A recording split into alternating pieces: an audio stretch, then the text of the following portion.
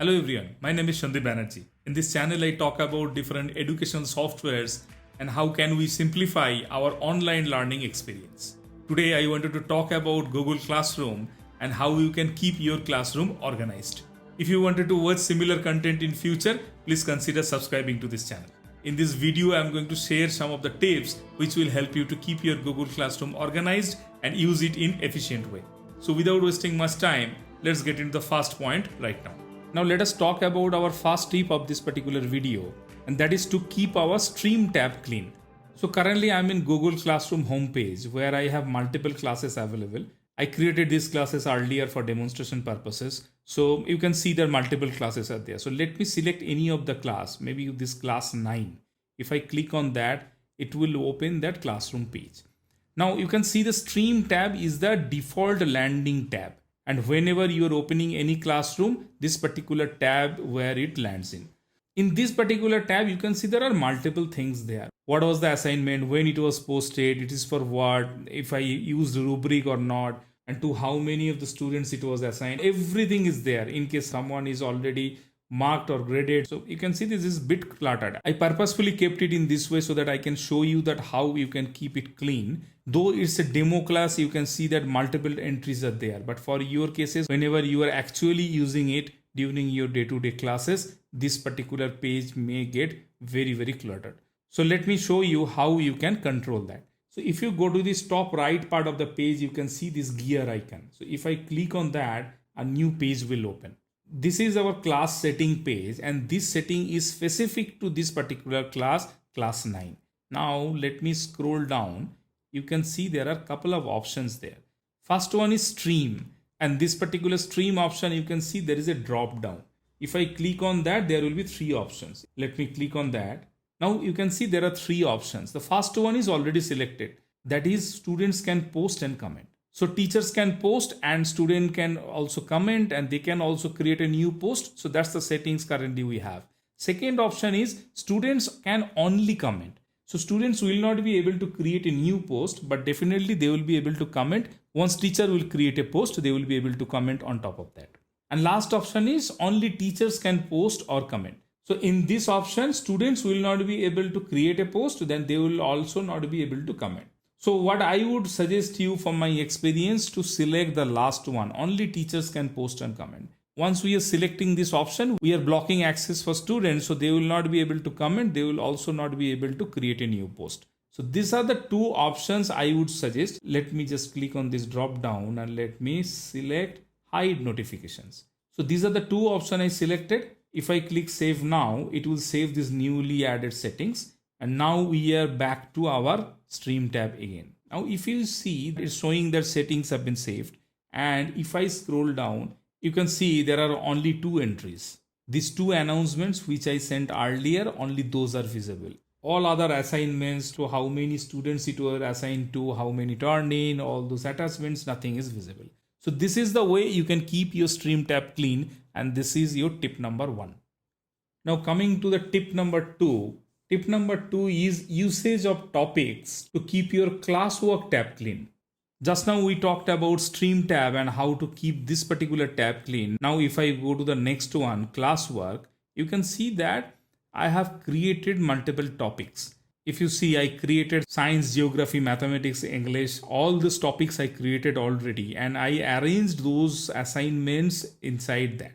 This is the way you can keep your classwork tab also clean. Let me just create a new one and show you how you can arrange your classwork tab accordingly. If I click on this create button, I'll get one option, that is topic. Let me click on that. For now, let me type language and let me create a new one. So if I click on add, now you can see that language topic got created. Now, if you see this particular comment, currently students are not able to see this particular language topic. It will be visible to them once I will assign any of the assignment under that particular language. So let me maybe move one of them. If I go to this question 1, right? And if I click on these 3 dots and I go to edit, you will see that one option, the topic. So currently, if you select this drop down, there are multiple topics, right? Whichever I created earlier. Now, if I click on language, it will go to under language topic, and let me click on save. Saving, and now if I scroll up, I can see yes, this question 1 is now under this language topic. So from my experience, I can suggest you to do it in two ways. First of all, you can do it by subject, and you can structure your classwork page in the way I just shown you.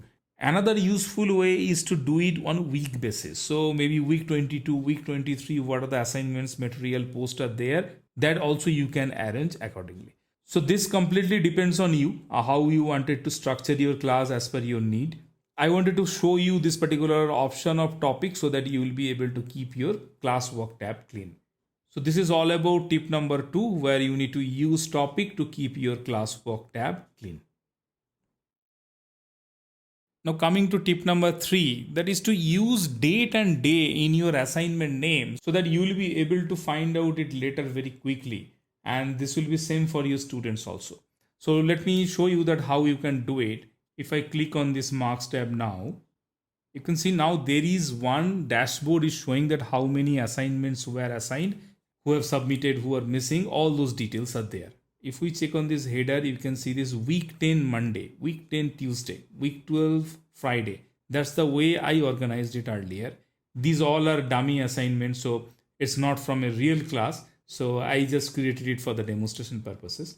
In other way, you can see that other 3 assignments are math assignment, question 1, science assignment, all those things are there. If you use date and day against each of your assignment, it will help you to keep it organized later. You can clearly see that there are 3 assignments are there which were actually named using this particular way. If I click on these 3 dots and click on edit, this is the first title, there you need to write it. So if you are writing it this way, it will be easier to locate later, and you will be able to search, you will be able to find out. Also, whenever you are grading, you wanted to see that assignment, you will understand, yes, okay, this is the work from Monday and this is the work for Tuesday. So this is the way you will be able to do it. So this may be one clue for you. Well, I am using it week number and day. You can rename it with dates. So you can think about that which way or maybe which structure will be more beneficial for you and your students, how your students will understand it better, how you will find your resources quickly, so that you can think about. So this is maybe one tip using which you can think about your structure and you can implement it accordingly. So this is our tip number 3. Now let me talk about tip number 4, that is usage of emoji. You may think that emoji is a funky thing, how that can be utilized within Google Classroom. However, there are multiple good emojis are there which can be utilized in your class. And using that, you can communicate different things to your students. So let's see how we can utilize that. First of all, you can see that I am again back to my classwork tab. And you can see there are multiple topics, right? The science, geography, math, English, all are there. Now for math, computer and English, I assigned a different emoji here. So which is depicts that which type of class it is. So maybe without reading the computer word, they will understand this is a computer related class. So this is maybe one way of communicating to your students or arrange your topics. So let me show you how you can add an emoji in your topic. You just need to click on these 3 dots and you need to go to rename. Then the new pop-up will come. Here you can see that one emoji is already there and the computer is written. Let me click cancel and go back to one of the topic where we don't have any emoji. Take an example, the science one. So let me click on these 3 dots again and click on rename. I earlier copied one emoji in my clipboard. Let me paste it here and let me add one space. So this is science and let me click on rename. Now this emoji has been added. Now this is one way of doing it. There are multiple other ways you can do it. Maybe think about a situation where your assignment is graded or maybe a non-graded. You can plan to use one red emoji against your graded one, and for the non-graded you can use a green. So that's the way you can also do. However, but whatever way you do, you must communicate that to your students in advance so that they understand that what's the way you wanted to do it and they should be able to use it properly. Now let me show you one example what I was mentioning. So if I go to this one of the website where I found some of the good emojis, and if I click on this particular maybe red emoji, so let me click on copy. So this particular red emoji is now copied. And if I now come back to my classroom and I maybe select anything, this is maybe science assignment. If I click on these three dots and click on edit, I'll get an option to edit my title. And let me paste this here. Yeah. So now one red emoji in front of science assignment. Now after adding this emoji, if I click on save, now my assignment will get saved. Yes. And you can see this red emoji is visible here. So if you communicate to your students in advance that yes, whenever a red emoji will be there in front of any assignment, that will be the graded one. And for the non-graded one, I'll be using a different emoji. So this is one of the idea. You can use it as per your requirement. You can plan it accordingly. You can structure, and you can also agree with your students. They can also understand what's the meaning of respective emojis, and you can utilize it as per your requirement. So this is another way, and this is tip number 4, using which you can keep your Google Classroom clean and organized. However, I would request you to communicate with your students in better way so that they can understand it. And one of the good ways is to maybe record a video or maybe a screencast. That way I'm presenting this particular class and you can share with them in advance so that they understand it better. Hope this particular tip will help you to keep your Google Classroom organized. And now let us go to our next step. Now coming to our next step, tip number 5, that is to archive your classes whenever it's not required. So let me show you how you can do it. If I go back to my class homepage, and there are multiple classes are here, right? So end of the year, you don't need your class to be active anymore and you can archive it as per your requirements. So if I do it for any of my class, maybe for the class 4, if I click on these three dots, I'll be able to get one option, that is archive.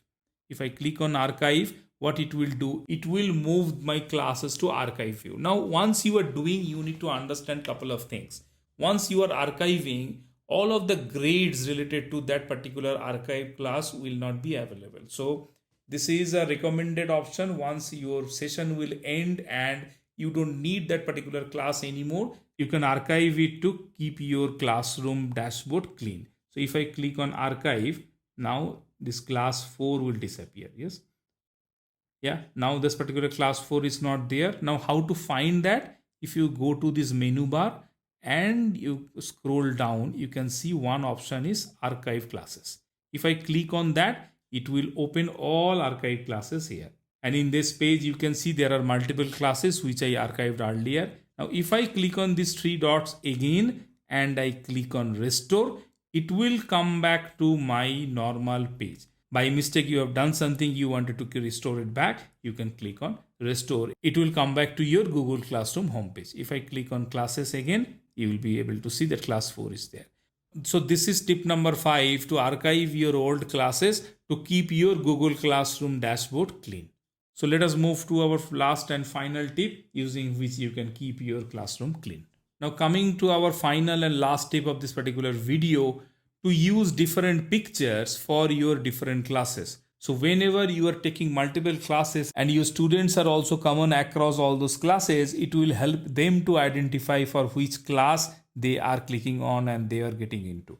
So let me show you one example. Here I have class 6. If I go inside that, so maybe you are the math teacher and you take this class 6 math class. So this particular picture, you can change it with a math theme. How you can do it? You just need to click on this select theme and you can select existing themes which are available from Google.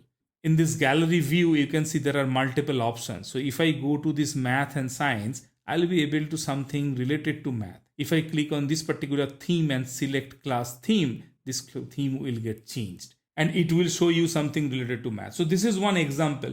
You can also upload custom photos. You can go to any other website or applications to create a design and you can upload that. However, just keep it in mind, whenever you are uploading any new picture, this particular photo will not be that prominent. It will have a darker shade. So that's one thing to keep it in mind. Because of some reason, that's by design, Google kept it in that way. However, there are several options available in this theme and subject wise, you can find those themes. You can select any of them as per your requirement and your structure of the class. So this is the final tip I wanted to talk about. So these are the 6 tips you can use to keep your Google Classroom clean and clutter free. Hope these tips will help you. and it will help you and your students both to find required information on time and in a clean and efficient manner.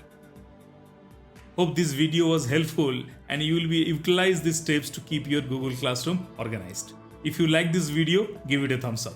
I also have full-length courses available in Udemy and Skillshare platform on Google Classroom.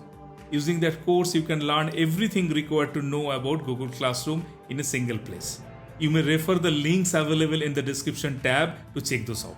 You can also utilize the Skillshare link to enjoy 2 months of free subscription. So hopefully this video was helpful and will bring some value for you. Thank you for your time. We'll see you in one of my next video. Thank you.